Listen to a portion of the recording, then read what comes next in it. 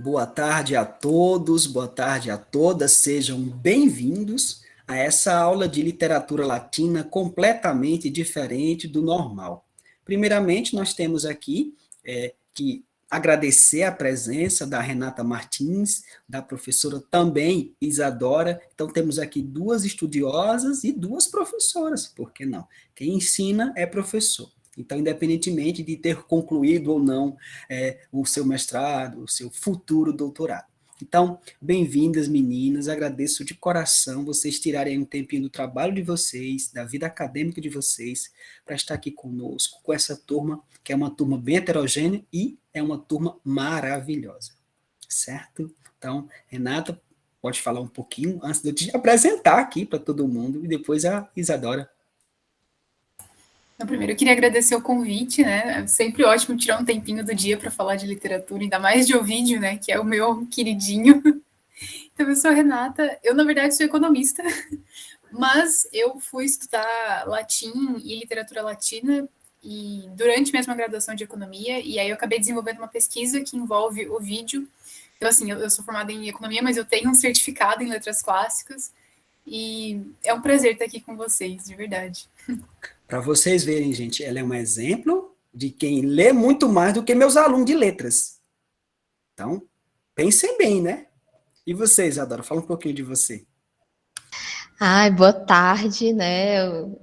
Mais uma vez aqui, né? Todas as vezes é sempre uma honra, uma felicidade compartilhar, né? Um pouco da minha pesquisa do mestrado com vocês, né? Pessoas tão estudiosas, queridas, e, né? Sempre agora com a Renata, né? Mês passado foi com a Letícia, né? Então é sempre bom conhecer pessoas novas também da área. Né, e vamos que vamos falar, né, do Virgílio, da Eneida, uma fanfic, que é uma radionovela que estreou ano passado, que fez um sucesso, e vamos continuar divulgando, né? Continua fazendo sucesso. Bem, gente, olha só. Depois eu vou deixar para vocês novamente o link para o Instagram da Renata e da Isadora, para que vocês possam seguir. E a Isadora, ela tem um canal no YouTube.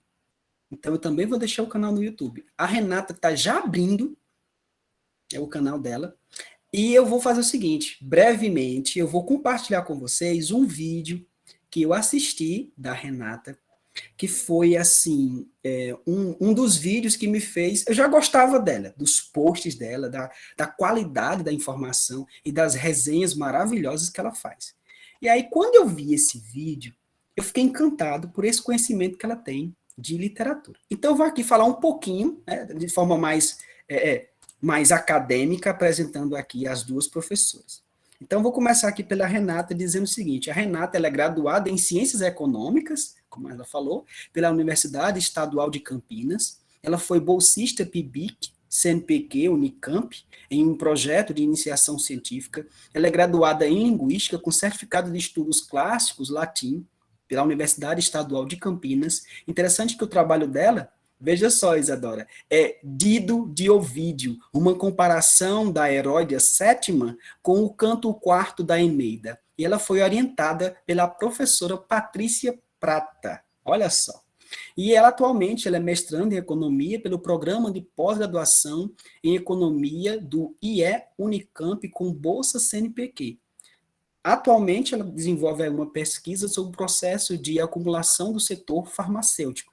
Então, assim, aparentemente é alguém de um campo completamente diferente do curso de letras, mas ela vai entrar em letras. Então, assim, ela tem um espírito, ela tem uma veia muito da literatura. Então, eu acredito que depois ela vai fazer o seu mestrado, vai fazer o seu doutorado dentro da área de letras, não tem para onde correr. Você está no canto que você gosta, mas ao mesmo tempo tem uma coisa te chamando, certo? E em relação a Isadora, gente, vocês já devem ter ouvido falar sobre ela, do latim ordinário, super famosa, ensina latim como poucos, ela canta em latim, coisa que uma turma ontem me cobrou, viu, Isadora? Uma turma ontem me cobrou porque eu não canto em latim. E aí eu disse, gente, vocês querem que eu faça o quê? Vocês querem que eu fique Pater noster qui es in celis? Mas eu não vou fazer isso nas minhas aulas, eu tenho vergonha, eu sou tímido.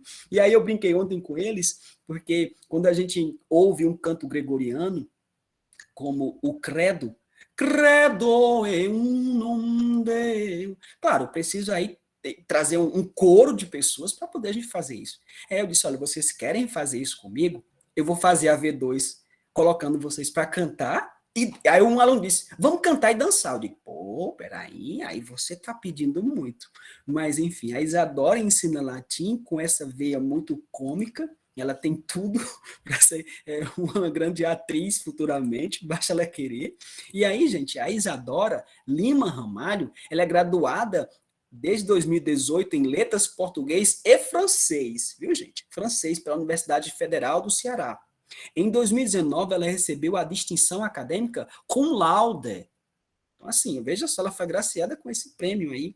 E de 2016 a 2018, ela foi bolsista do PID, Programa de Iniciação à Docência, sendo monitor da disciplina de Latim 1, Latim 2, e atualmente ela é mestranda da mesma universidade, né, que ela aí se engajou como pesquisadora, pelo Programa de Pós-Graduação em Estudos da Tradução. A pesquisa dela está envolvendo aí uma análise, um estudo de tradução intersemiótica, em que ela fez uma adaptação, uma radionovela da Eneida. A Eneida é uma fanfic que é um sucesso estrondoso e ela tem muita coisa para falar.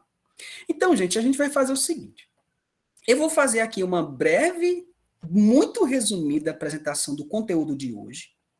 Hoje, a gente não vai falar apenas da Eneida, a gente também vai falar de uma outra obra, que é a obra aí da Paixão da Renata, certo? Então, quem já ouviu na aula passada, eu já tinha comentado qual era essa obra. Vocês têm aí no Google Sala de Aula, acredito que todo mundo leu. E aí, gente, a minha tá ali, eu vou ter que pegar. Mas eu queria falar uma coisinha para vocês, sendo muito sincero, que é incrível o quão atual é a literatura latina. Quando você lê uma obra daquele período, coisa do primeiro século, do segundo século, você fica impressionado por ser tão vivo, tão real. Imagine um poeta escrever um texto ensinando você a amar, ensinando você a conquistar. Quem é que não quer isso? Gente, se eu tivesse lido o Ovídio, eu não tinha passado tantos anos sozinho. Ave Maria. Gente, olha, eu demorei 1 ano e meio para conseguir fazer minha esposa aceitar casar. Pense na peleja. Ô menina difícil, sabe? E olha que eu já fui casado. Já fui. Quase ninguém sabe disso. Mas, enfim, eu vou aqui falar para vocês um pouquinho, trazer aqui algumas considerações, especialmente sobre um dos poetas, porque eu vou deixar o outro para que a Renata possa falar. Então, eu vou compartilhar com vocês aqui uma tela, serei muito breve na minha fala, certo? Bem rapidinho aqui, mas eu queria começar dizendo para vocês um pouquinho aqui de destaque que eu posso fazer sobre a Eneida de Virgílio. Eu não vou adentrar na temática, porque eu vou deixar a Isadora falar à vontade, o quanto ela quiser, a respeito da Eneida e a Renata sobre a obra aí, né, A Arte de Amar. Então, quem quiser pode pegar o material didático do Martins, entre as páginas 91 e 104, e pode ir diretamente para a Zélia de Almeida Cardoso, entre as páginas 10 e 19. Vocês devem ter percebido que durante todo o nosso conteúdo, o percurso do nosso semestre, eu acabei deixando de falar da Eneida, deixando de falar do Virgílio para deixar para agora, porque era para vocês terem tempo de ler. Ler a Eneida não é uma tarefa simples, você não lê do dia para a noite, você leva tempo. Né? Não é uma coisa que a gente faça às pressas. Mas, enfim. Então, o que eu queria trazer para vocês aqui? Uma breve, digamos assim, mini biografia de quem foi Virgílio. Lendo Martins, lá na página 92, ele disse que esse poeta ele nasceu em Mantua, norte da Península Itálica, em 70 a.C. Virgílio produziu 3 grandes obras, que são obras poéticas. Nós temos as bucólicas, nós temos as geórgicas e temos a Eneida. Pelo nosso pouco tempo dentro da disciplina, não é possível a gente fazer uma análise sobre as bucólicas e sobre as geórgicas, mas falar sobre a Eneida, sim, é possível. Sua época é a de início do Império. Então, assim, o Virgílio ele foi o poeta do Império Romano. Veja que incrível isso. Então, através de sua obra, a Eneida, ele fez um trabalho de divulgação do exército, das conquistas, do poder do grande imperador. Quem? Otávio Augusto. Porque ele vai assumir essa função de príncipe, essa função de imperator, e vai trazer para si todo o poder. Ele vai reunir sobre si esse principado. Então, esse Vigílio, ele foi um dos nomes importantes. Agora, é importante também mencionar a figura do Mecenas, porque foi ele que investiu nos poetas, foi ele que arcou financeiramente com esses poetas para que eles pudessem, então, escrever obras que fossem de divulgação do novo império. Então, temos aí autores como Propécio, temos Horácio e muitos outros que vão ser amparados por esse Mecenas. Ok? E aí, a Cardoso, ela confirma também a mesma história, e traz aqui o nome do Vigílio em latim, que é o Publius Vergilius Maro, inclusive coloca a data da sua morte, no ano 19 a.C. Ele foi um épico latino por excelência, o poeta nacional do Império Romano. Ele foi muito conhecido justamente porque quando ele produziu as outras duas obras, ele se tornou amplamente conhecido. Então a Eneida foi o seu terceiro grande trabalho. Ele já tinha aí recebido uma fama e uma glória. Agora, por incrível que possa parecer, acreditem, Vigílio morreu praticamente pobre. Porque ele levou muitos anos para produzir a Eneida. Acredita-se que ele chegou a mais ou menos entre 9 e 10 anos para produzir essa epopeia. O que não é simples, mas imaginem só. 9, 10 anos para produzir um poema. Mas por que ele foi tão complicado? Por que a Eneida foi tão difícil? Porque ele teve que fazer uma espécie de comparação entre o que ele estava escrevendo com duas outras grandes epopeias de Homero, assim como eu falei para vocês no início do semestre. Então, o Vigílio, ele foi incumbido da tarefa de produzir uma epopeia que ombreasse com a Ilíada e a Odisseia. Então, não era uma tarefa fácil. É como se ele tivesse que condensar as duas maiores epopeias conhecidas. Então, isso não foi fácil. Então, segundo a Cardoso, durante 10 anos, de 29 a 19, Vigílio trabalhou na composição dessa epopeia, que em latim é Aeneis, ou seja, temos aí a figura do Enéas como nome importante. Alguns dizem que ele não chegou a fazer a última revisão, ele não chegou a fazer a última análise, a última mudança no texto. Claro, o texto está pronto, está acabado, mas Vigílio, ele era um perfeccionista, então ele queria fazer algumas melhorias, corrigir certas palavras, então assim, eu não diria que é uma obra inacabada, é uma obra que ele poderia fazer alterações, mas é sim uma obra acabada, certo? É o último polimento, como diz Cardoso. Diz a tradição que o poeta, percebendo a proximidade da sua morte, veja, ele já sentia, depois de 10 anos, ele estava doente, estava velho, ele pediu para que o imperador queimasse, destruísse a Eneida, mas ela já era conhecida, porque são vários cantos, são várias partes, então foi-se divulgando à medida que ele escrevia cada uma dessas partes, então não tinha como destruir um monumento da literatura. Porque o próprio imperador Augusto disse, não, eu não vou aceitar isso. Então esse seu último pedido não será aceito, Vigílio. Sua obra vai ser conhecida. E graças a Augusto a gente consegue ler hoje. Graças a ele. Então, a Eneida tinha esse peso já, por já todo mundo já conhecer, já ter ouvido falar, já ter ouvido até leituras. Certo? Então, aqui há toda uma confirmação que a Cardoso faz, dizendo justamente que talvez faltava apenas um retoque. Mas é uma obra-prima, é uma obra da maior envergadura dentro da literatura latina. Podemos dizer, sem sombra de dúvida, que a Eneida é a maior obra.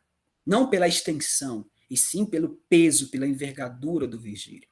É uma obra belíssima. Quem nunca leu não sabe o que está perdendo. Você aí que gosta de novela das 18, você que gosta de Verdade Secreta, não sei o quê, você não leu Virgílio, sabe? Você não conhece Lavínia, você não conhece Dido, você não conhece. Mas, enfim, aqui há algumas questões mais técnicas da obra do Virgílio. Por exemplo, a quantificação de versos. Eu não contei. Tá? Mas quem contou, como Cardoso, ela disse que são 9.826 versos. É muita coisa. Muita coisa. E é um livro que você começa a ler do início ao fim e você percebe toda uma história, toda uma narrativa, porque temos na Eneida as características de uma epopeia. Assim como a Ilíada, assim como a Odisseia, e para muitos também a de Gilgamesh. Então, nós temos aí uma estrutura, uma composição épica que segue uma mesma estrutura, uma mesma composição, certo? E aí tem aqui o que trata a Eneida, mas eu não vou entrar nesse mérito, certo? E aí só ressalto que o Virgílio tinha essa tarefa de produzir uma obra que trouxesse Homero para dentro da sua obra. O que Homero produziu? Então é uma obra que ela tem um espelho, ela tem literalmente um espelho dentro dela, que fica ali a todo instante tentando cumprir o seu papel, mas sempre se baseando. Claro, alguém pode dizer, não, mas isso não seria um plágio? Não, gente. Não há em Virgílio plágio algum de Homero. Não há. Há ali uma obra única, uma obra singular, uma obra de grande qualidade. E a gente não tem como acreditar que ele agiu de má fé por ter se espelhado em Homero. Foi uma inspiração, certo? Então é muito importante frisar isso, porque senão alguém vai dizer, então ele plagiou, ele copiou. Não, ele não copiou nada, nem mesmo as figuras. Talvez os deuses sejam os mesmos, porque não tinha como fugir à regra da mitologia. Mas os personagens e as características, a perspectiva de cada um deles, a forma como cada um lidava, não tem uma... Poderíamos dizer que a Eneida, ela complementa a Ilíada e a Odisseia. Ela completa um círculo, é como se fosse uma trilogia. Vejam só. E aqui o Martins também faz uma explicação a respeito da estrutura, falando dos 12 cantos da Eneida e tudo mais, coisa que a gente pode ver isso na hora que vai lendo, que vai percebendo a estrutura da obra. Certo? Temos aqui, não temos como fugir quando se fala no texto latino, é muito importante, e aí o Paulo Martins faz todo um estudo tentando destrinchar toda a estrutura da língua, arma virumque cano, Troia, qui primus amores. Então, ele tem toda uma preocupação de identificar ali os versos, entender o que é o hexâmetro datílico e falar sobre a forma da palavra, a quantidade longa, breve. Então, tudo isso é muito técnico. Então, vale muito a pena ler, e especialmente essas páginas 93 e 94 de Martins. E para encerrar aqui a minha fala a respeito dessa figura que é o Virgílio, ele inspirou outros poetas que vieram depois. Então, Luís Vaz de Camões, em Os Lusíadas, produziu exatamente uma epopeia, pensando aí no Virgílio como uma figura. O Dante Alighieri também, quando ele produziu a sua grande obra, a sua Divina Comédia, ele se inspirou em Virgílio. E Virgílio está na obra dele. Inclusive, temos aqui uma webconferência em que o professor Emerson Cardoso faz todo esse apontamento. Ok? Então, nós podemos dizer aqui, seguindo as palavras de Curtius, para todo o fim da antiguidade, para a Idade Média, como para Dante, é Virgílio o altíssimo poeta.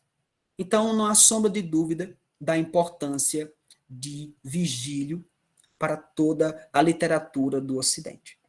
Certo? Então, o que, que eu queria fazer aqui com vocês? Para a gente fazer aqui um trabalho bem, bem tranquilo. A Isadora está, nesse exato momento, com uma situação que ela está em 2 lugares ao mesmo tempo. Ela tem essa habilidade. Então, enquanto a Isadora resolve algumas questões técnicas, eu queria passar a palavra para a Renata e deixar ela à vontade aqui. Você pode usar o tempo que você quiser, Renata, para falar dessa obra que te fez, digamos assim, se apaixonar pela figura tanto do poeta, tanto pelo próprio texto, porque é um texto belíssimo, belíssimo. Enquanto isso, eu vou pegar aqui o meu exemplar, para que eu mostre para o pessoal qual foi o exemplar que eu li. Mas fica à vontade. Eu posso projetar aqui? Pode sim, pode sim. Eu preparei uma pequena apresentação, porque assim, o problema de pessoas que fazem mestrado é que elas adoram fazer PowerPoint, né? Vocês imaginam. Então eu fiz aqui uma pequena apresentação, vou compartilhar a tela com vocês.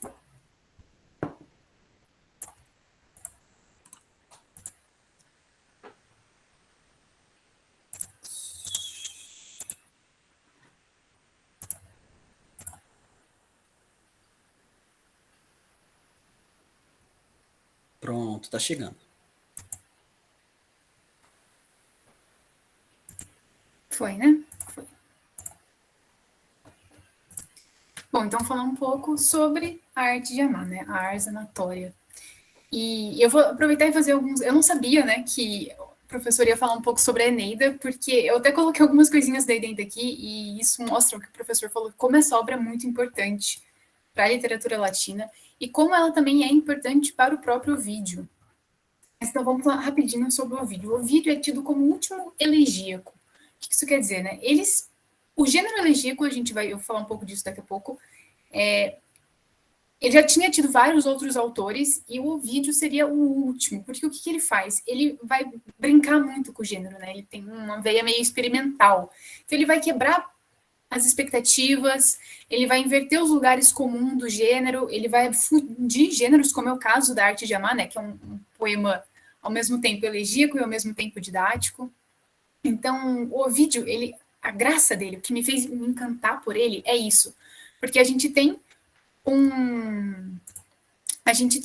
as regras fixas do gênero, mas aí, então a gente tem algumas coisas que quando a gente vai ler um livro, a gente espera encontrar lá, e o Ovídio vai nos surpreender, às vezes não colocando essas coisas, ou às vezes invertendo essas coisas. Então essa é a grande graça. E o Ovídio faz isso em tudo que ele escreve.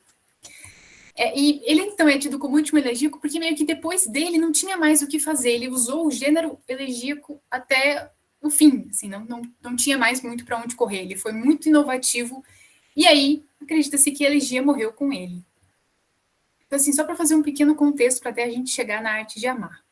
Pensando um pouco em poesia didática, a gente tem o Sobre a Natureza das Coisas, do Lucrécio, que foi publicado, entre aspas, em 56 a.C. Eu estou lendo esse livro nesse exato momento, e eu estou super encantada, porque o Lucrécio, ele tem a ideia desse livro é trazer conhecimento mesmo, na forma de um poema, porque o conhecimento liberta. Então, assim, é uma forma muito bonita de apresentar tanto conhecimento, sabe?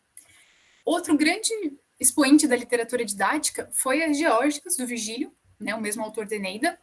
Aqui a gente tem um poema pastoril e um poema didático que vai ensinar como cultivar melhor o solo, como rotar culturas, como é a melhor forma de criar abelhas. Então, só que essas duas obras, elas fazem parte da República Romana, e é só em 27 que o Império começa, né, com Augusto sendo coroado imperador. Aí, como eu falei, eu não sabia que na aula ia ser tratado de Eneida, mas Eneida é um marco tão importante na literatura latina que eu tive que colocá-la aqui. Então, como o professor falou, né, o Augusto pede para o Virgílio escrever a Eneida, ele demora muitos e muitos anos para escrever, e finalmente, então, depois da morte do Virgílio, ela é publicada pelo Augusto em 19. E aí vamos passar alguns anos ainda até que o Ovídio publique A Arte de Amar. O que veio antes da Arte de Amar, que foi o que eu falei. Poesia didática e elegia amorosa. E, né, esse livro aqui é realmente uma mistura desses dois gêneros, algo que não era comum de se fazer, porque ou você escrevia poesia didática, ou você escrevia elegia, né, e o Ovídio misturou as duas coisas aqui. Então, o Conte fala isso, não sei se vocês tiveram contato com esse manual, Mas o Conte coloca o Ovídio como grande mestre da transposição de gêneros. Então, falando um pouquinho sobre poesia didática, eu também usei a Zélia, eu adoro esse livro dela, e ela fala o seguinte, né, que é a utilização da poesia para transmitir o saber. Então, entre aspas, ao que ela falou.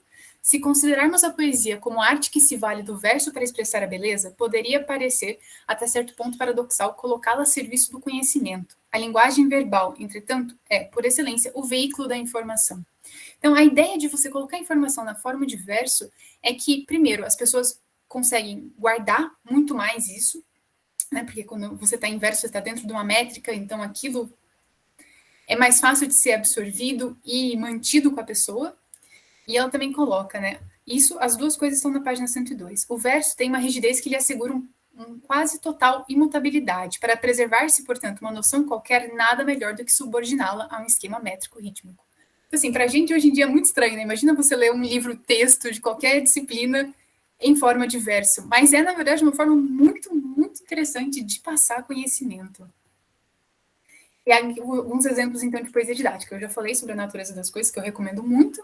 As geóticas, né, que eu comentei, que discute os tipos de solo, a importância de voltar culturas, como cultivar videiras, oliveiras, e também a arte poética do Horácio. E uma coisa interessante da arte poética, né, que é um livro, né, ensinando a técnica de fazer versos, de escrever boas histórias, construir bons personagens. E uma coisa muito importante que o Horácio coloca na arte poética é que é preferível que você demore 10 anos para escrever um poema do que você fazer isso de forma rápida e ficar ruim. E eu acho que a Enem é o exato exemplo disso, assim, foi ótimo que o Virgílio demorou 10 anos, porque ficou perfeito. Mesmo não tendo acabado, é praticamente perfeita. Então, agora falando um pouco de elegia, e aqui eu vou me demorar um pouco mais, porque elegia é a minha praia, é o que eu gosto, é o que eu adoro. Então, a elegia, né, começa com a elegia arcaica, que tinha o dístico elegíaco, mas era uma temática diversa.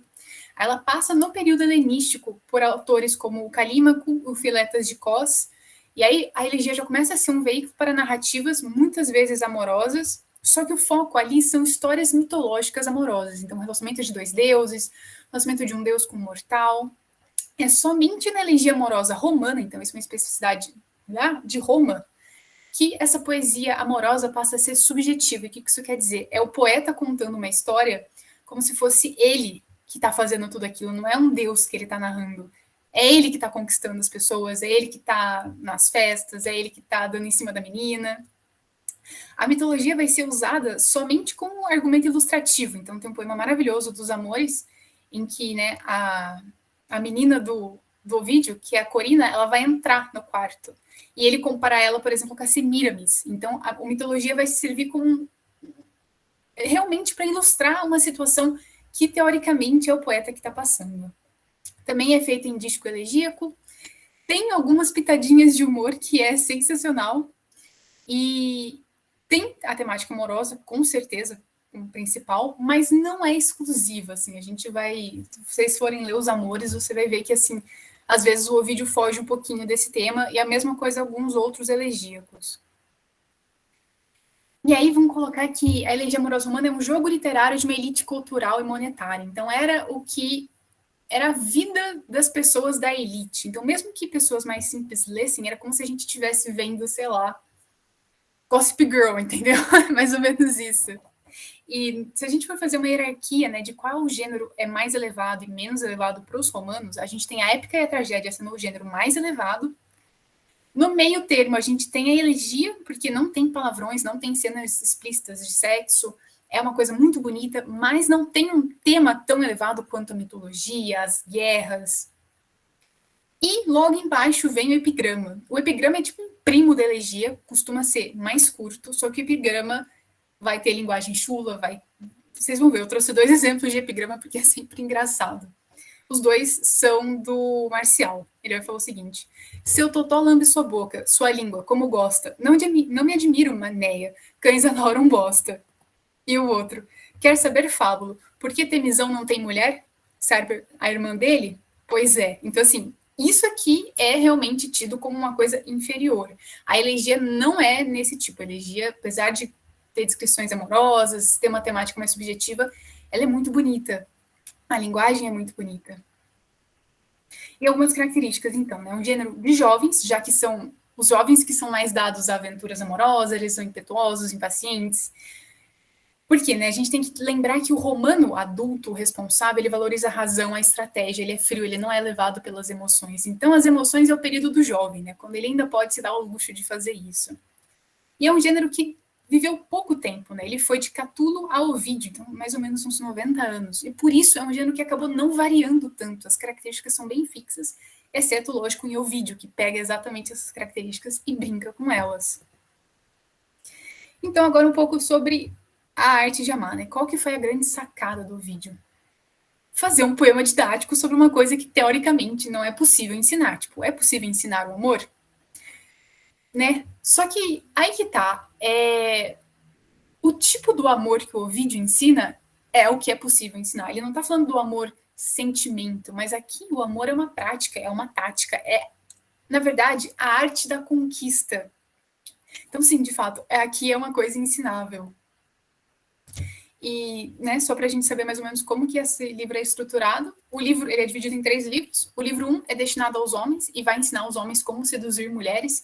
Vai falar os melhores lugares, uns banquetes, como o homem pode usar o vinho para isso, que é sempre bom ele ser amigo da escrava, da mulher que ele quer conquistar, mas tome cuidado, não é para você seduzir a escrava em vez da moça. Como é importante fingir, dissimular. Só que o que é mais interessante é que ele passa um livro inteiro falando de tudo isso, e aí a última linha do livro é: mas não existe uma receita universal, as mulheres são todas umas diferentes das outras, então cada caso é um caso. Então, mesmo ensinando, ele já faz essa brincadeira de tipo, eu te dei algumas dicas, mas não vai querer fazer isso da mesma forma que tá aqui, você tem que ter um joguinho de cintura. No segundo livro, que também é destinado aos homens, ele vai ensinar a manter, então, esse relacionamento conquistado, né? Então, o primeiro livro te ensina a conquistar. O segundo fala assim, já que você conquistou agora, vamos manter isso aqui. E ele vai falar como a ternura é importante, como é bom manter a paz e a concórdia no relacionamento, como é bom valorizar algo mais do que o corpo da amada, então achá-la interessante, ter boas conversas, dar presentes, mas os presentes não podem ser muito caros, então evite dar presentes, por exemplo, no aniversário da sua amada. Ele fala também de evitar rotina, e aqui é o que o professor comentou, né? Como isso é atual. Cara, isso aqui são dicas de relacionamento que a gente poderia dar e ouvir nos dias de hoje, não é mesmo? E por fim, ele fala uma coisa muito interessante, eu acho que é o único poeta elegíaco romano que comenta disso, ele fala do prazer da mulher, como é importante o homem sim satisfazer a mulher. E o terceiro livro, então, finalmente, é destinado às mulheres e vai ensinar como elas podem conquistar e agradar os homens. Então ele vai... Aqui é aquela coisa, né? Se a gente lê com os olhos de hoje, a gente começa a ficar um pouco incomodado, mas a gente tem que ter em mente que isso aqui foi escrito há mais de 2000 anos. Mas ele fala para as mulheres aproveitarem a juventude, como elas devem arrumar o cabelo, o vestuário, como elas devem se portar e, tipo, como a postura valoriza certas características físicas que a mulher já tem. E aqui eu também acho muito atual, porque eu não sei por aí, mas eu conheço várias pessoas que estão fazendo consultoria de imagem, estão fazendo aqueles testes de coloração para saber qual que é a melhor cor que valoriza a sua própria beleza. O vídeo está falando de tudo isso aqui 2000 anos antes. Outra coisa interessante é que ele fala que é importante para as mulheres lerem os principais autores para poder para poderem conversar sobre literatura, serem interessantes. As mulheres devem dançar e evitar excessos, tipo muitas bebidas. Enfim, é muito interessante. Por fim, a última coisa que eu queria falar aqui, porque eu não queria me alongar muito, é a relação entre a arte de amar e o exílio do Ovídio. A gente não sabe ao certo o motivo do exílio, a gente não sabe nem se realmente o Ovídio foi exilado ou se ele só fala isso para criar uma dramaticidade na sua carreira poética, né? Porque não temos muita confirmação, a não ser o que o próprio Ovídio falou dele mesmo. Mas existem algumas especulações tiradas do própria obra do Ovídio, né? Dos motivos para esse exílio. A primeira é que ele teria se envolvido por acidente numa conspiração, então ele estava no lugar errado, na hora errada, viu o que não deveria e foi exilado por causa disso. Também dizem que ele teve alguma coisa a ver com a filha do Augusto. A filha do Augusto deu umas dores de cabeça para o Augusto e o Ovídio talvez estivesse envolvido com isso. E tem o motivo da arte de amar, né? Com as leis do matrimônio do Augusto, que eram leis de bons costumes, então como os romanos deveriam se casar, procriar, se manter fiel no casamento. Quando vem a arte de amar está brincando com tudo isso, está mostrando que os romanos são casados, mas estão traindo a rodo. Então, pode ser também que a arte de amar tenha sido um dos motivos, se o Ovídio foi realmente exilado para o exílio dele. E é isso que eu queria falar. Eu só queria comentar também que o professor comentou qual que foi o tema da minha monografia, né? Eu comparo a Dido do Ovídio, das Heróidas, com a Dido do Virgílio na Eneida. E mais uma vez, assim, o Ovídio está brincando entre gêneros, porque ele vai estar escrevendo uma elegia, que na verdade é uma carta que a Dido teria escrito a Enéas, só que ele coloca todas as características de uma épica dentro de uma elegia. Então, toda a discussão que eu fiz na minha monografia foi sobre isso. E mais uma vez, vocês veem, ele está usando dois gêneros diferentes, fundindo eles e brincando com o que a gente pode esperar dessa mistura. Então, é sensacional. Mas era isso que eu tinha para comentar com vocês. Gente, vocês vão concordar comigo, né? Tem que bater palmas, porque você nasceu para ser professor de literatura. O jeito, a sua didática, a forma como você apresenta, que transpira o seu gosto, a sua paixão. E aí eu queria ressaltar 3 coisas. A primeira delas é que, gente, eu comprei esse exemplar, essa edição, por causa da Renata, foi indicação dela. Então, acompanhando o Instagram dela, eu vi, porque eu adoro os livros da Pinguim. Todos os livros, inclusive os livros em inglês, que você consegue comprar baratinho, são edições maravilhosas. Então, esse exemplar aqui eu adquiri através do seu post de indicação.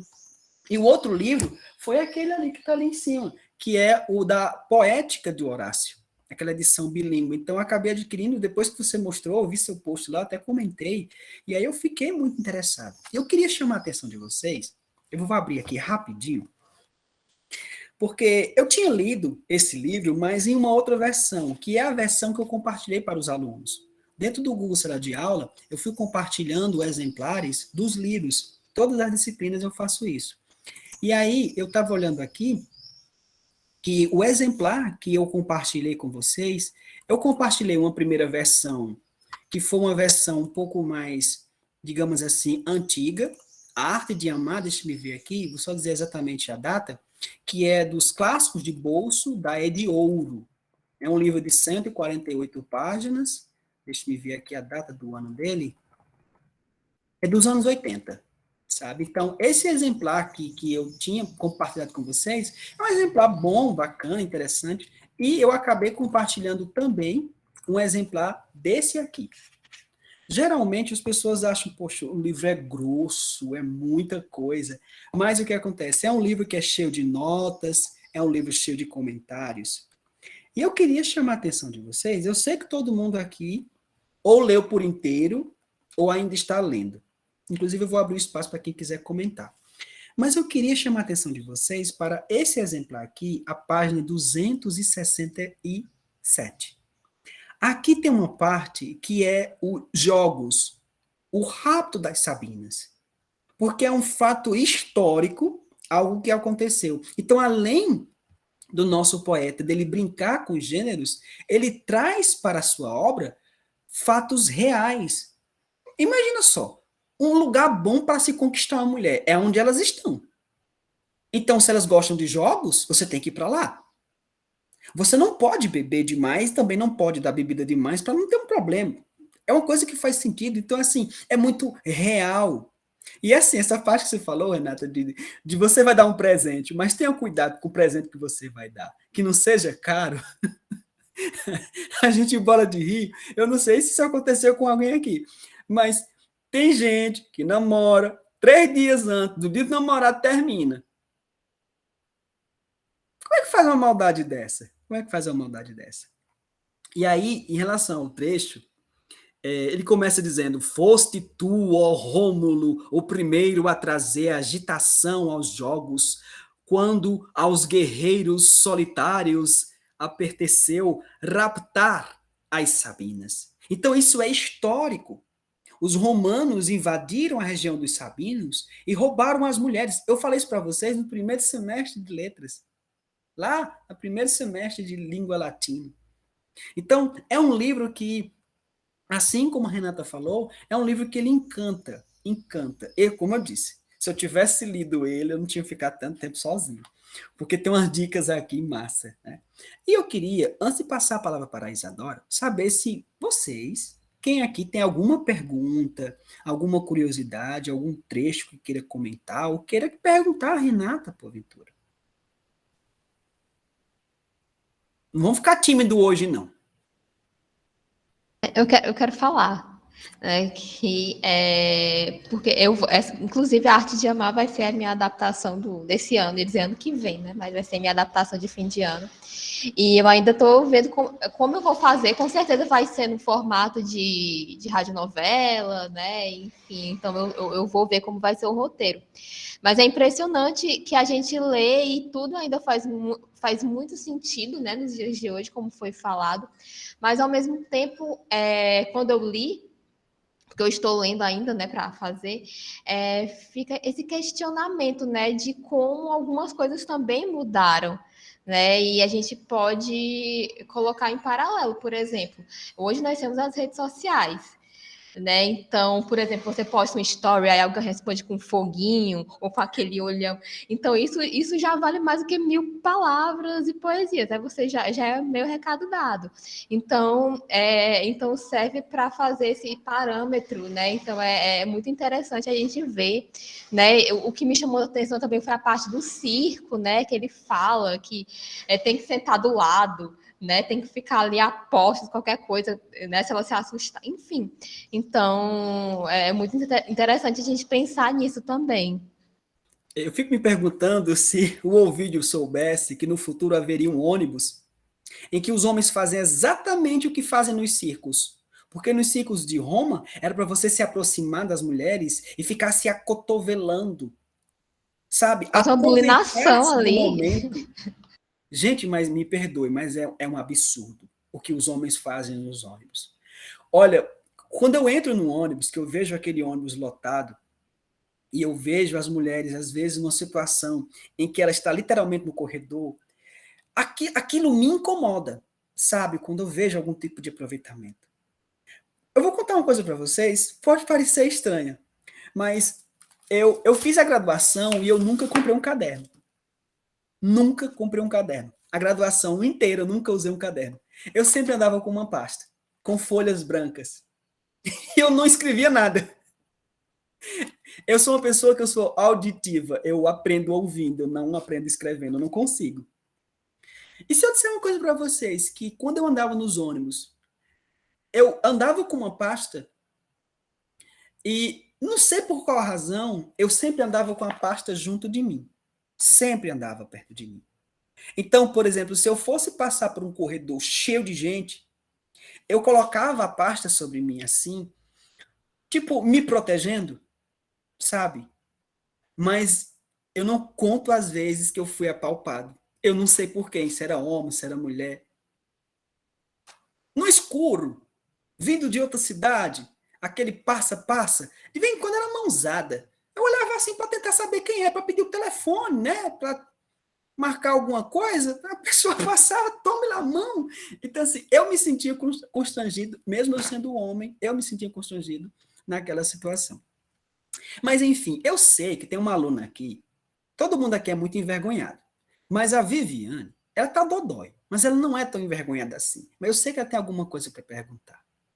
Vai, Viviane.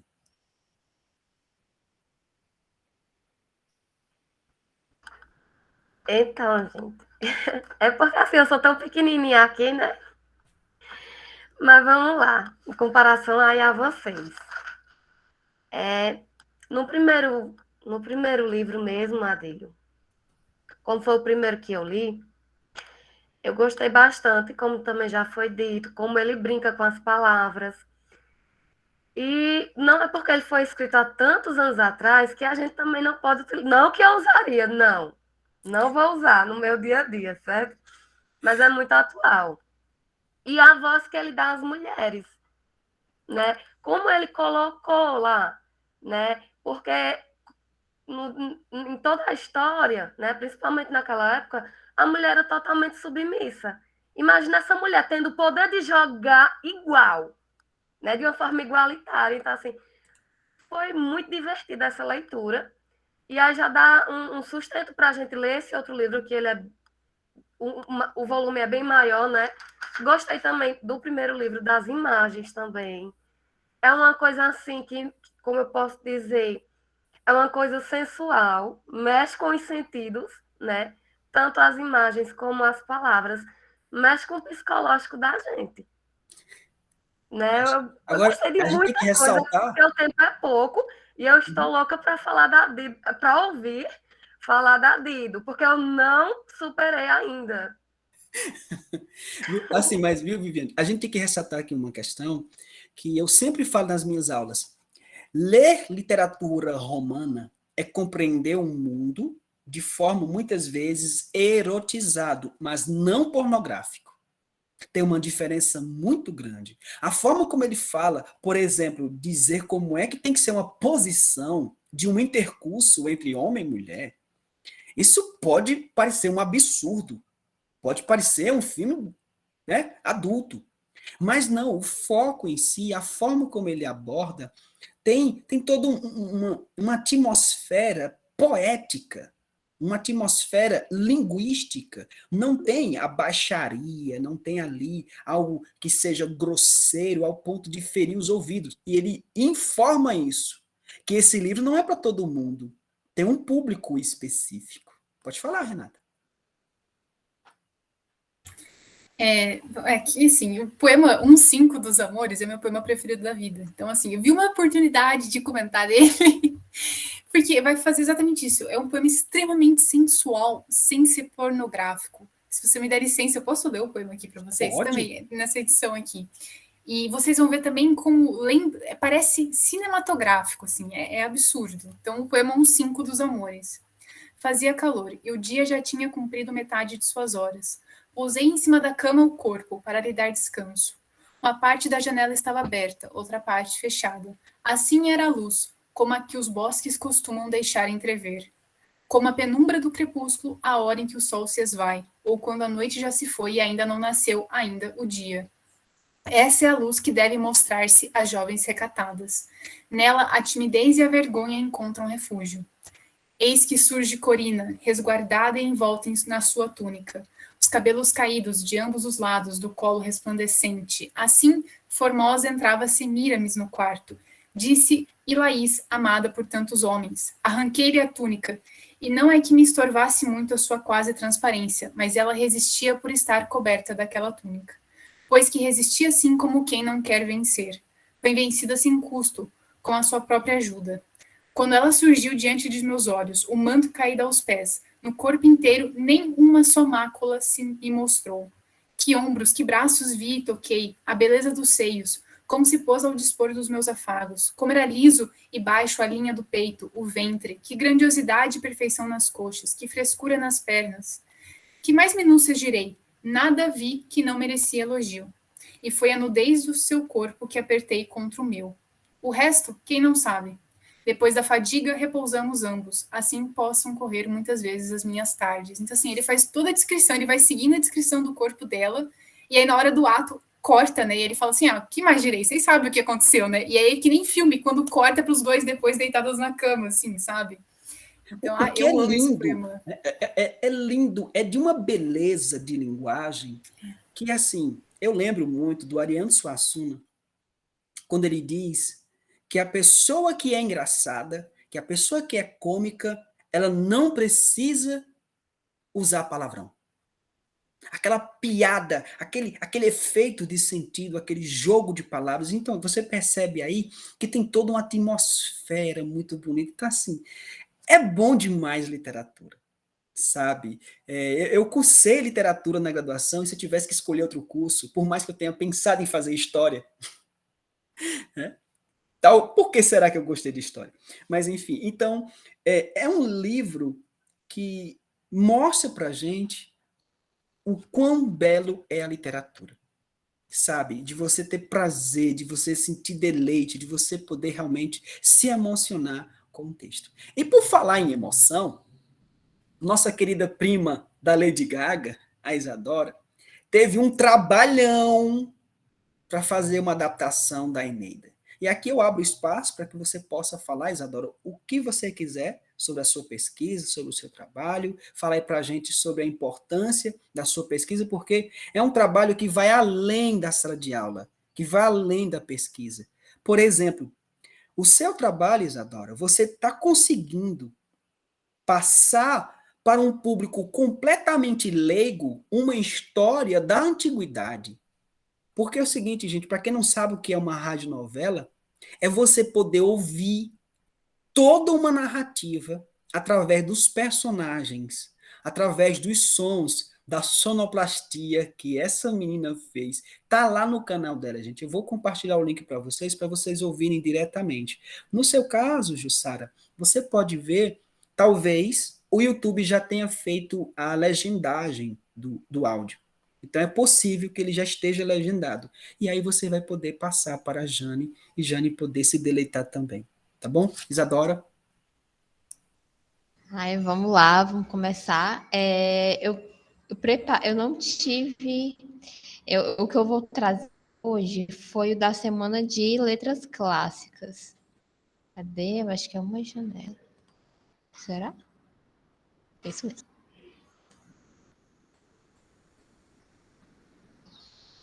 Tá dando para ver?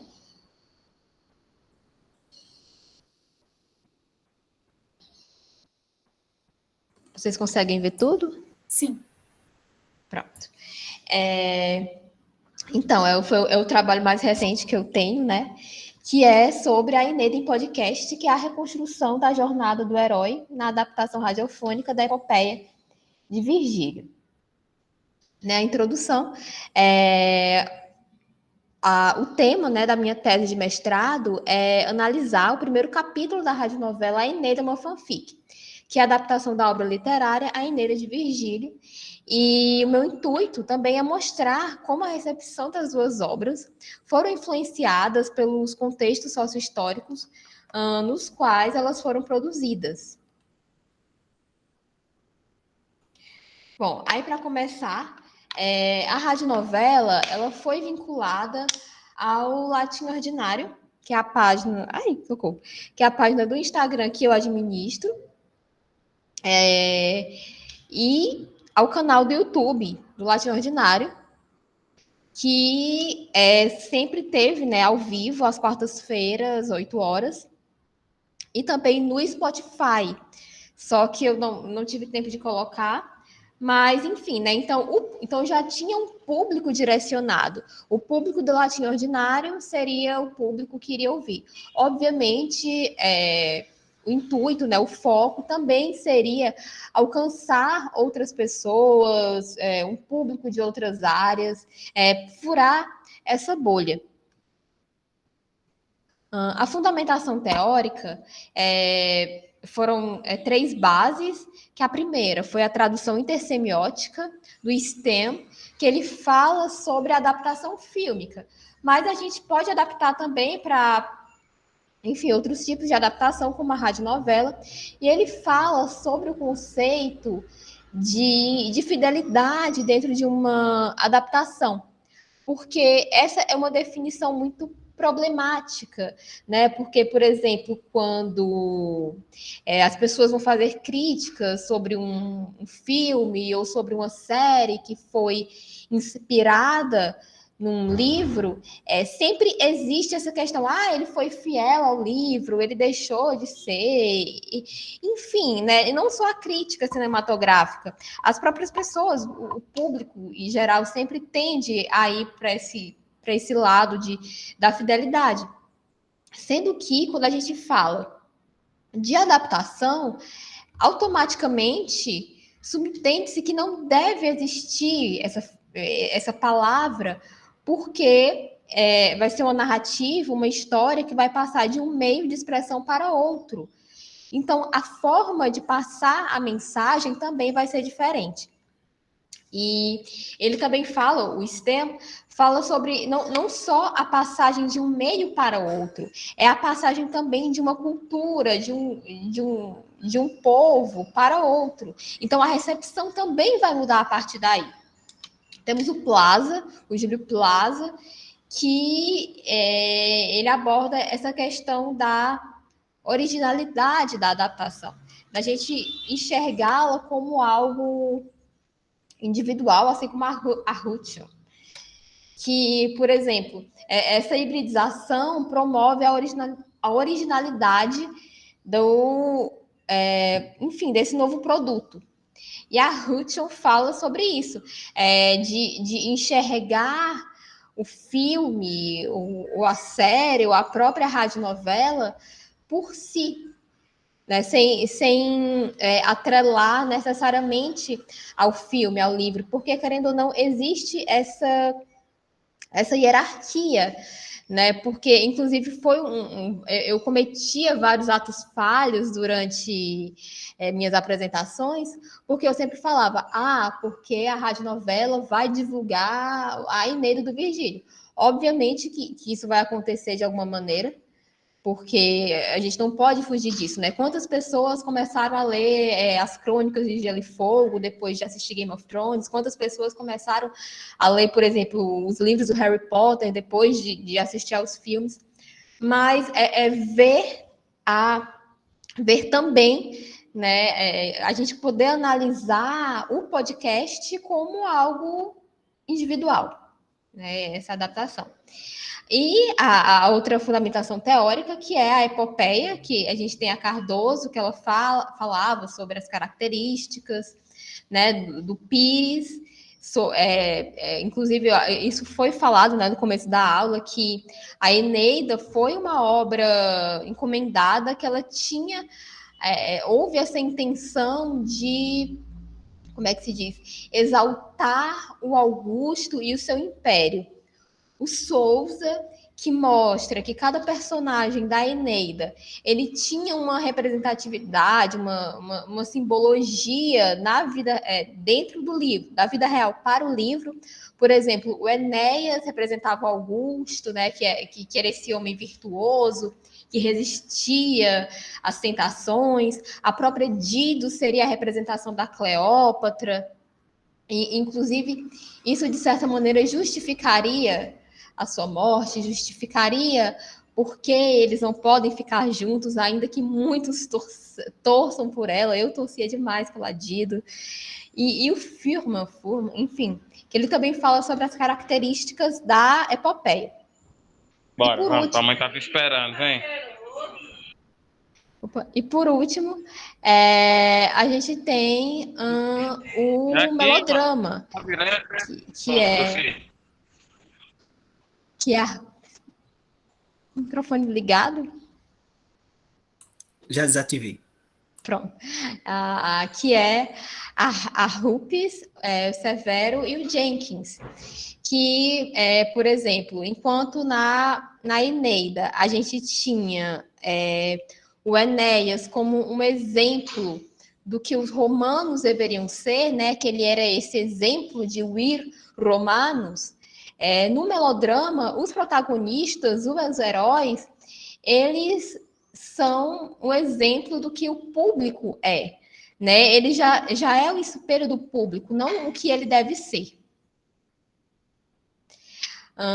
Aí aqui a gente tem a radionovela, que ainda é uma fanfic, essa é a capa. Então, assim, toda a história, né, todo radiodrama, novela, ela passa por 3 fases, que é a manipulação, a performance e a sanção. A manipulação, que é o que a gente vai falar hoje, que é o primeiro capítulo da radionovela, que é o que eu vou analisar, é exatamente esse momento que os protagonistas não são apresentados, que é a chamada à aventura, né? Que é o momento que é o exato momento que o Enéas parte de Troia para a Itália para encontrar o seu novo destino. A performance, que é como ele vai fazer isso, né? Que é o momento que ele encontra os inimigos, que é o desenrolar da história. Inclusive, dentro da própria performance, se eu não me engano, existe essa coisa, essa situação que é o chamado à aventura. No primeiro momento, o herói recusa, que é o capítulo 2, né? O capítulo 2 da radionovela, porque no primeiro capítulo, o primeiro capítulo ele é a junção dos cantos 1, 2 e 3. O segundo capítulo é o livro 4 inteiro, né, do romance do Enéas com a Dido, e no primeiro momento ele não aceita, ele desiste de ir para a Itália e ele resolve ficar em Cartago para viver o seu amor, né? E aí as coisas vão acontecendo. E por último a gente tem a Sansão, que é essa disputa do bem contra o mal, e geralmente o bem vence e o mal tem a sua punição, que no caso o Enéas versus Turno, o Enéas vence a batalha e o Turno morre, né? Que essa é a maior punição, digamos, para os vilões. Aí aqui a gente tem o protagonista. Hoje eu vou falar mais sobre o protagonista Enéas, que geralmente nas histórias existem dois grandes temas, que é a reparação, essa questão da busca pela justiça, e a satisfação amorosa. Na Eneida, uma fanfic, existem esses dois pontos. Existem dois núcleos que representam esses pontos, que é a reparação da justiça, que é o Enéas, o mocinho, que é exatamente essa parte, né, que ele perde tudo, que então ele precisa encontrar o seu destino, então e ele sempre é acusado de alguma coisa, né? Por exemplo, quando ele chega no Lácio, os latinos e os rútulos, né, que é o povo do Turno, dizem que ele quer roubar as terras, as mulheres, e ele carrega essa coisa do estrangeiro. Então essa é a reparação, né? Ele tentar encontrar o seu lugar no mundo, ele tentar sobreviver. E a satisfação amorosa, que é agora eu posso falar, né, que não é mais surpresa para ninguém, porque a radionovela já foi, que é o casal Lavínia e Ascânio. Sim, Lavínia e Ascânio vão formar um casal dentro da radionovela Eneida é uma fanfic.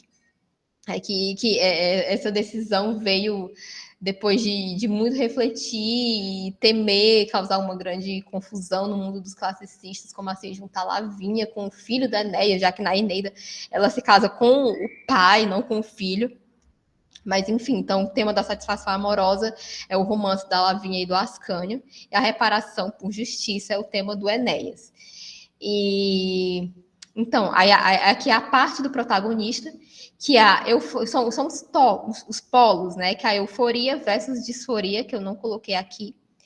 Mas a euforia, que é exatamente o momento que acontece muita coisa, enfim, podem ser coisas muito boas ou coisas muito ruins. E a disforia é quando... euforia é quando acontecem coisas muito boas e a disforia é quando acontecem coisas muito ruins, né? Que é quando tá dando tudo errado. O vício é o mal vencendo, e a virtude é o bem. Então, geralmente, esse polo de baixo é o mais movimentado, que é quando o plano dos vilões dá certo. E por último, eu acho que é por último, deixa eu ver se tem mais um. Por último, depois é a conclusão. Que a gente tem a exemplaridade versus imperfeição, que é o que eu falei, que é essa construção do Enéas, que é dar esse caráter humano mesmo para ele, né? Que é uma pessoa que comete erros, uma pessoa vulnerável, e isso aparece já no primeiro capítulo, né, que ele vai sendo construído como esse homem forte que motiva os companheiros de viagem, não, nós vamos chegar no nosso destino, que isso tudo que nós estamos vivendo sirva de energia para continuarmos lutando, mas à medida que as coisas vão acontecendo, que ele perde, que mostra ele perdendo Troia, ele perdendo a esposa, o pai, a gente percebe que isso é uma capa, que na verdade ele é muito vulnerável e ele precisa se fazer de forte porque outras pessoas dependem dele, né? Então, basicamente esse é o primeiro capítulo, mostrar o Enéas, o herói, como um homem comum, não esse homem, esse Deus que o Virgílio quer mostrar, e mostrar que a vulnerabilidade que nos torna sobre-humanos, não essa coisa de meio coach, né? E também a gente mostra a vilã, que a Juno é a primeira grande vilã. Obviamente que à medida que a história, que os capítulos se passam, aparecem outros piores do que ela, porque eu amo a Juno, por mais que ela seja vilã. Eu acho que a Candeia, a Ana Candelária, que faz ela consegue impor, né, esse respeito, mas ao mesmo tempo a gente gosta, né? A gente vai junto, ela tem esse charme. Então, ela é muito bem representada. E temos os outros vilões, a gente tem o Júpiter, o Turno, a própria Alecto também, que ela aparece, que ela também é ótima, a dupla que ela faz com a Juno. Então, é isso. Eu vou abrir para as perguntas. Cadê? Vou fechar aqui. E é isso. Ui, socorro. É tudo isso, né? Bem, que trabalho. Eu fico imaginando, depois que a gente passou por todo o processo, depois eu fiquei me perguntando o trabalho que deu realmente adaptar.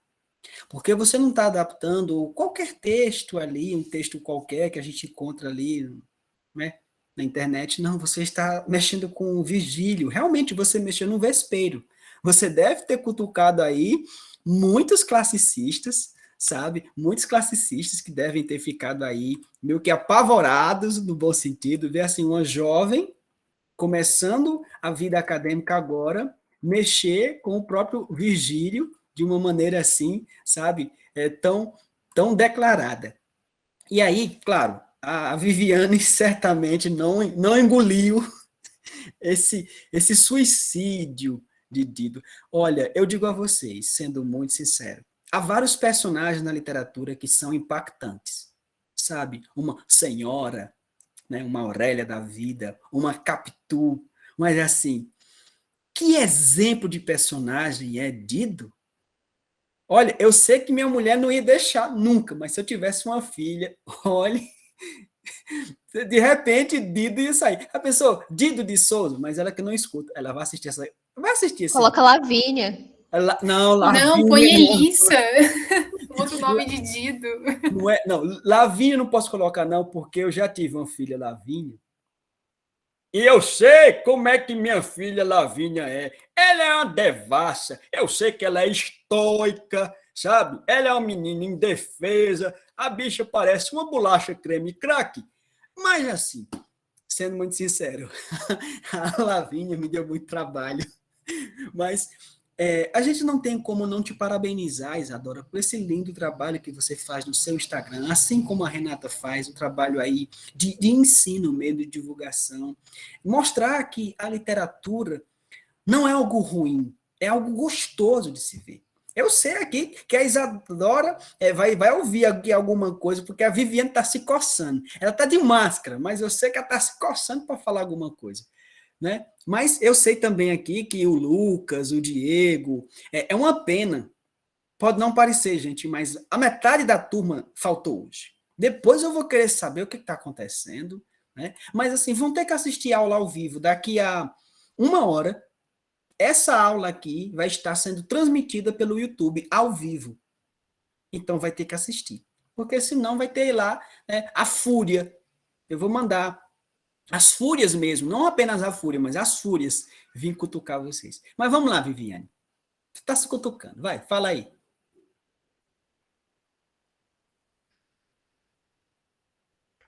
Também no final do meu trabalho, porque o nosso professor pediu o meu trabalho sobre essa obra, eu falei da Dil, né?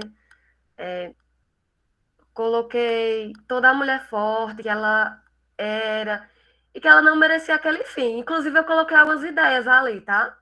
Algumas sugestões, mas ela poderia também levar o Enéas para o mundo dos mortos, com certeza poderia levar, mas aí não teríamos a nossa história, né? Por completo. Mas aí ela poderia simplesmente seguir sua vida, porque uma mulher grandiosa daquela, com certeza conseguiria ser feliz, né? Na cabeça dela não, que ela foi contra os seus princípios, era para se manter fiel, né, ao saudoso marido. Mas enfim, no final do meu trabalho, por incrível que pareça, eu também falei sobre o Enéas, porque a gente tem que trazer para a nossa vida. É um herói comum? Não. ele perdeu uma guerra. A cidade dele foi destruída. Ele deixou a primeira esposa para trás, né? Assim como doeu muito a morte da Dido, também doeu falar da esposa dele, a Creusa, né? Que também não pôde fazer parte do destino, né? Do Enéas. Então, assim, ele sim perdeu muita coisa, perdeu a primeira esposa, como a senhora, como você falou, perdeu o pai, perdeu a ama de leite também, né? E outras pessoas importantes na sua vida, mas para levar para a nossa vida, né? Também perdemos muitas coisas, também passamos por isso, então não é um herói comum, mas a gente sim consegue superar e consegue atingir nossos objetivos, sem desistir, né? Às vezes acontecem aquelas coisas para a gente desviar um pouco do caminho, mas espera aí, tem de continuar. Então, é isso. Eu coloquei isso e eu gostei bastante. Certo. O Enéas perdeu até a conta do Instagram porque foi hackeada. Mas Nada, hoje muita atenção. pois é, nada dele sobreviveu. E aí, vamos lá. Alguma outra pessoa que queira falar? Jussara, Flávio, Averlânia, vamos lá, gente? Vocês estão muito caladinhos hoje, é porque estão com vergonha, das meninas aqui? Bora, Jussara. Eu quero dizer que a Viviane está certa. Inclusive, eu recomendo que ela assista até o último capítulo da radionovela, porque Justiça Fordido. Com É, certeza. Já ganhou uma seguidora, viu? Vou já lá no canal. pois é, eu vou colocar tudo. Assim que eu colocar lá no YouTube, eu já vou deixar tudo já direitinho para vocês poderem seguir, conhecer, porque é um trabalho muito interessante que a Isadora desenvolveu e a Renata também. Cada post, cada informação são incentivos à leitura, sabe? Eu disse isso na live da nossa webconferência e repito aqui. Vocês leem muito mais do que meus alunos de letras, sabe? Pessoas, às vezes, de outra área, como o caso da Sabrina também, e que estudam, que lê, que se interessa. Eu quero que vocês tenham esse mesmo gosto. Esse meu canal, sendo muito sincero, que eu abri, foi pensando em trazer um pouco do que eu discuto na sala de aula.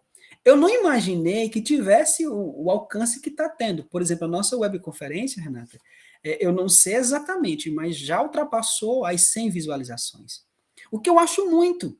O que eu acho muito, porque a gente discute aqui coisas que parecem uma seita, não é? Fala de Virgílio, de Júlio César, fala da antiguidade, da Grécia, de Roma. Parece que a gente está falando de coisa assim que ninguém mais estuda, sabe? Então, assim, é uma coisa muito bacana a gente poder falar sobre isso. E a gente acreditar nesse tipo de pesquisa, como a Isadora vem desenvolvendo, como o seu trabalho, Renata. Eu tive o acesso aqui ao seu artigo, eu já gostei, eu estou lendo ele aqui, e assim, é muita coisa bacana, sabe? Eu queria e adoraria ficar com vocês aqui por muito mais tempo, mas eu sei que a Renata e a Isadora têm aí seus compromissos, já tomamos aqui muito tempo delas, a gente não vai aqui se aproveitar da boa nobreza das jovens camponesas do campo, então a gente vai aqui encerrar nossa aula de hoje, lembrando que você que está assistindo essa aula gravada, saiba muito bem, você tem um trabalho para me entregar até amanhã.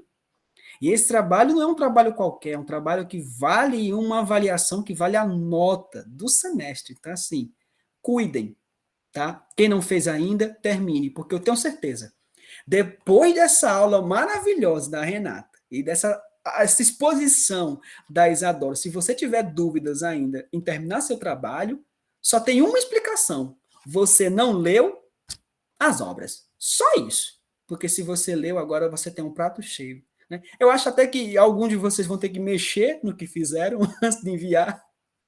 Mas, enfim, agradeço demais a todos, certo? Eu vou encerrar a gravação aqui agora.